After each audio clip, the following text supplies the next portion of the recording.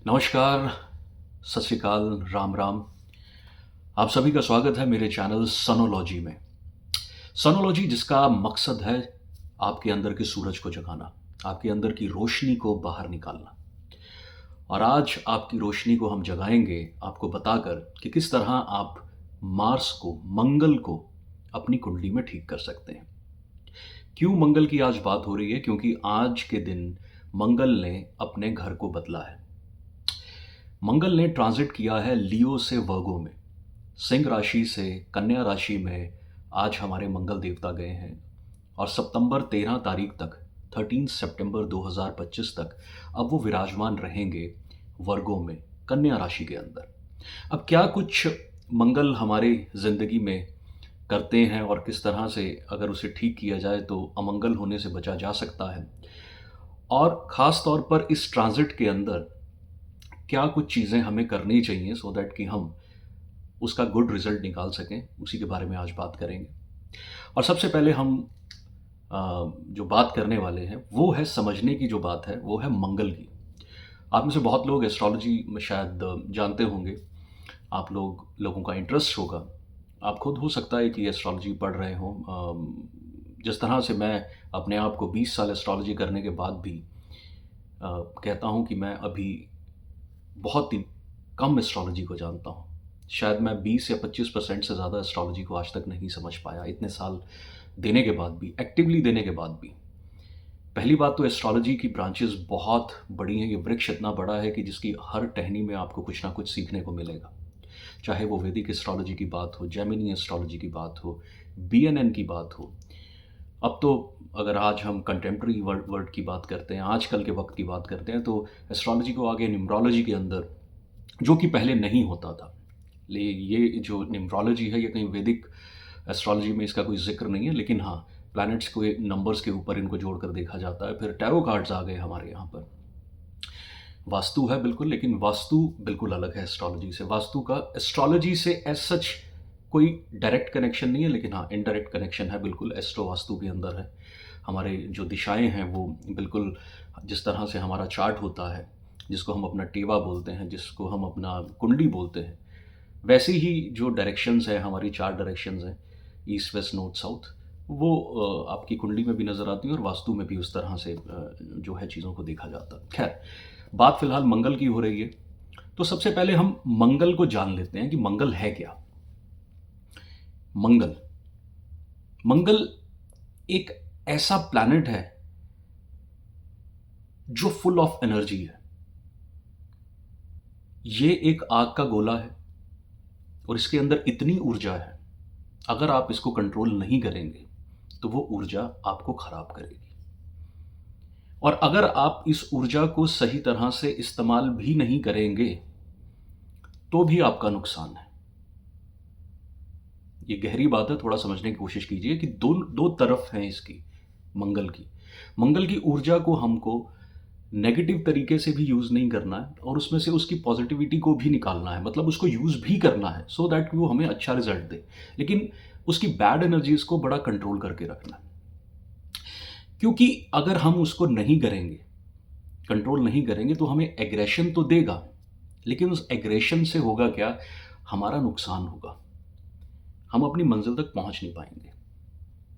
उस एग्रेशन को अगर हम कंट्रोल्ड एग्रेशन में तब्दील कर लेंगे, बदल लेंगे, तो वो एग्रेशन हमारे लिए वरदान बन जाएगा।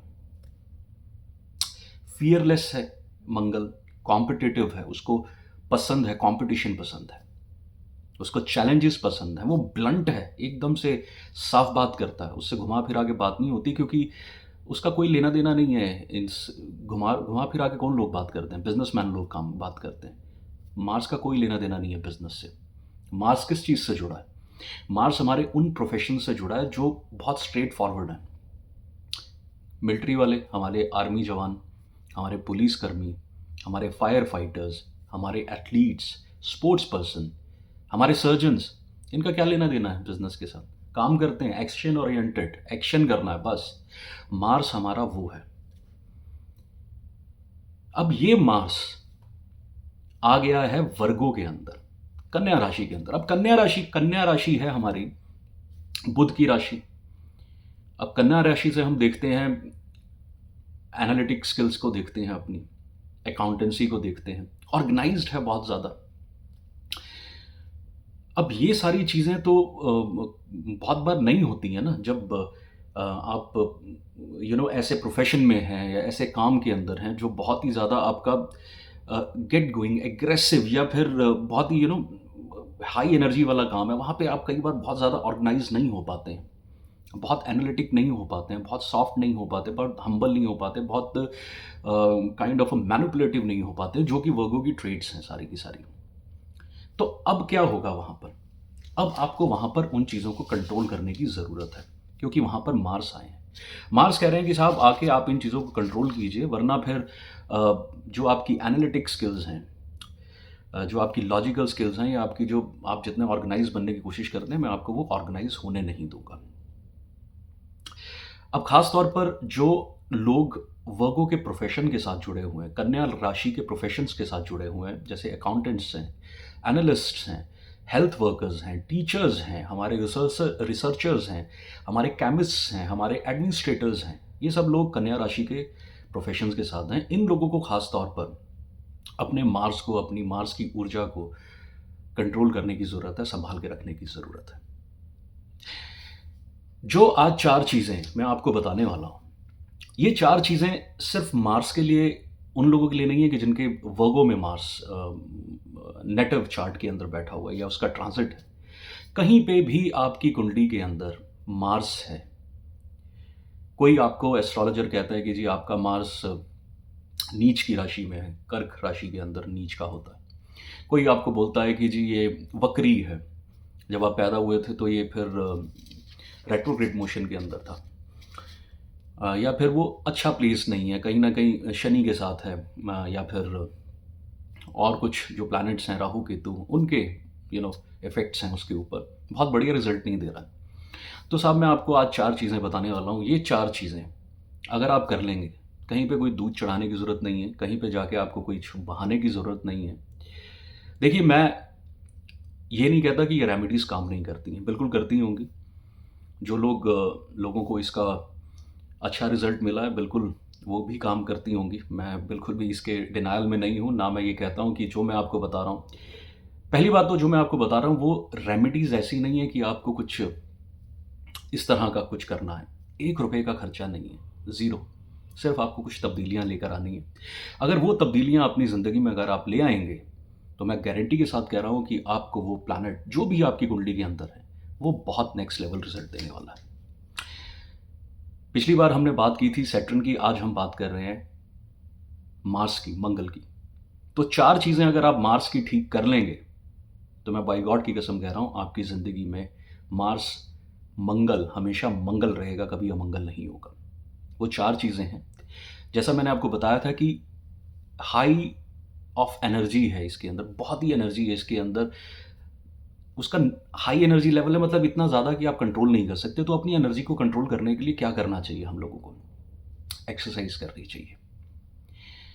हमें एक रूटीन बनाना चाहिए, हमें डेली कुछ ना कुछ वक्त एक्सरसाइज में निकालना चाहिए। अपने उस एग्रेशन को पॉजिटिविटी में बदलने के लिए एक्सरसाइज करना बहुत ज़रूरी है। मंगल की इससे बढ़िया रेमेडी कहीं पे भी नहीं है। आप एक्सरसाइज कीजिए। दूसरी चीज़, आपको अवॉइड करने चाहिए स्पाइसेस और फ्राइड फूड, क्योंकि जो मंगल है, अब आपको जब गुस्सा आता है, एग्रेशन आता है, तो क्या होता है? आप बोलते हैं ना मेरा बीपी हाई हो गया। हमारे खून के साथ जुड़ा है, हमारे आरबीसी के साथ जुड़ा हुआ है मंगल। अगर हम फ्राइड फूड नहीं खाएंगे, कम स्पाइसेस का खाना खाएंगे, तो हमारा बीपी कंट्रोल में रहेगा, हमें खून से रिलेटेड प्रॉब्लम्स कम होंगी और हमारा मंगल अच्छा रहेगा, बढ़िया रिजल्ट्स देगा। तीसरी चीज़ अगर आप कर लें, जो कि एक ऐसे रिश्ते के साथ जुड़ी हुई है, तो मैं कह रहा हूँ कि ये 1 करोड़ की रेमेडी है और आपके लिए बहुत आसान है करनी। और वो है अपने भाई के साथ, ख़ास तौर पर अपने छोटे भाई के साथ बहुत अच्छे अपने रिलेशन बना के रखिए। आपका छोटा भाई आपका मंगल है और वो हमेशा आपका मंगल ही करेगा अगर आप उसके साथ अपना रिलेशन अच्छा बना के रखेंगे। जिस तरह मैं हमेशा कहता हूँ कि हर एक प्लैनेट हमारे एक रिश्ते के साथ जुड़ा है। सूर्य हमारे पिता के साथ, मून हमारी माँ के साथ, बुध हमारी बहन के साथ, वैसे ही मंगल हमारे भाई के साथ जुड़ा है। मंगल को ठीक करने के लिए भाई के साथ संबंध अच्छे बनाइए, बढ़िया बनाइए, फर्स्ट क्लास हो जाएगा। और चौथी चीज़ अगर आप कर लेंगे, खास तौर पर उन लोगों के लिए जिनका मंगल उनकी चार्ट के अंदर सेकंड हाउस में बैठा हुआ है, खास तौर पर उनके लिए, वैसे सभी के लिए, वो है अपनी ज़ुबान पे लगाम। खास तौर पर जब भी गुस्सा आए तो कोशिश कीजिए कि आप उस सिचुएशन से बाहर निकल जाएं। उस टाइम रिएक्ट मत करें, क्योंकि उस वक्त आपका मंगल अमंगल कार्य कर रहा होता है। तो अगर आप उस वक्त अपनी ज़ुबान पर लगाम लगा लेंगे, अपने आप को उस सिचुएशन से बाहर निकाल लेंगे, तो मैं आपको बता रहा हूँ कि मंगल आपको हमेशा बढ़िया रिजल्ट देगा, फर्स्ट क्लास रिजल्ट्स देगा। बाकी जाते जाते एक और आपको चीज़ बताता हूँ कि देखिए, जो अब यहाँ पर प्लेसमेंट हुई है मंगल की 6th में वर्गो के अंदर, उसका सामने मुकाबला किसके साथ है? सामने उसके बिल्कुल उसकी जो नज़र है वो है सैटर्न के ऊपर, शनि के ऊपर, जो इस वक्त हमारा पाइसिस में है, मीन राशि के अंदर है और वक्री हो गए हैं। और जब भी मंगल और शनि का आमना सामना होता है तो कुछ ना कुछ होता है और कुछ ना कुछ बड़ा ज़रूर होगा, मुझे ऐसा लगता है। आने वाले कुछ दिनों में आप कोई एक ऐसी चीज़, अभी हमने फ़िलहाल अगर मैं बात करूं पिछले कुछ वक्त की भी, इतने एक्सीडेंट्स हुए हैं जिसको लोगों ने रिलेट करके कि ये मंगल का साल है 2025, उसका 9 नंबर निकाल कर, मंगल का नंबर निकाल कर उसको रिलेट किया है। तो शनि के साथ अब जब दोबारा ये कनेक्शन हो रहा है तो शनि के साथ एक्सीडेंट्स होते हैं, 100% होते हैं। तो मैं आप सभी से एक और चीज़ भी गुजारिश करूँगा कि जब आप गाड़ी चलाएं, ख़ास तौर पे इस 1 डेढ़ महीने में, क्योंकि शनि के सामने बिल्कुल मंगल हैं, तो थोड़ा सा ख्याल रखें, ओवर स्पीडिंग ना करें। और एक छोटी सी रेमेडी है, बड़ी प्रैक्टिकल सी रेमेडी है, अगर आप लोग कर सकें तो एक नारियल लीजिए, जो पानी वाला नारियल होता है, जिसको हम पूजा में यूज़ करते हैं, उस नारियल को अपनी गाड़ी में रखिए अगर आप कहीं पे भी अकेले ड्राइव कर रहे हैं। बस इसका लॉजिक आपको समझ में आ जाएगा। 13 सितंबर के बाद आपकी गाड़ी को चोट लग सकती है, आपको चोट नहीं लगेगी। बाकी मंगल कार्य के लिए हमेशा तैयार रहिए, और मंगल कार्य सबसे पहले होता है आपके घर के अंदर। घर में हमेशा आप अपने अच्छे मधुर संबंध रखिए सभी के साथ, और उसके बाद अपनी सोसाइटी में, फिर अपने देश में आपके साथ कभी अमंगल नहीं होगा। जयराम जी की राम राम। फिर आपसे मुलाकात होगी कुछ और नई बातों के साथ, कुछ और नए ट्रांजिट के ऊपर, नई कुछ रेमेडीज़ के साथ। Thank you so much. और हाँ, अगर आप मुझसे बात करना चाहते हैं, अपना चार्ट मेरे साथ डिस्कस करना चाहते हैं, तो आप मुझे मैसेज कर सकते हैं, मैं बिल्कुल रिवर्ट करूँगा और डिटेल के अंदर हम आपके चार्ट को डिस्कस करेंगे। कोई भी आपकी लाइफ में परेशानी है, बी इट वो आपके जॉब से रिलेटेड है, आपकी लव लाइफ से रिलेटेड है, आपकी हेल्थ से रिलेटेड है, फॉरेन सेटलमेंट से रिलेटेड है, किसी भी चीज़ से, आपके करियर से लेके कोई भी चीज़ हो सकती है, कोई प्रॉपर्टी डिस्प्यूट को लेकर कुछ भी आप डिस्कस करना चाहते हैं, आप मुझे कीजिए। वहाँ पर फिर हम अपने मधुर संबंध बनाएंगे और मैं आपके साथ बिल्कुल कैसे हम आगे जुड़ सकते हैं और क्या कुछ किया जा सकता है एस्ट्रोलॉजी की के ज़रिए, मैं उसकी पूरी कोशिश करूँगा। Ram Ram ji, thank you.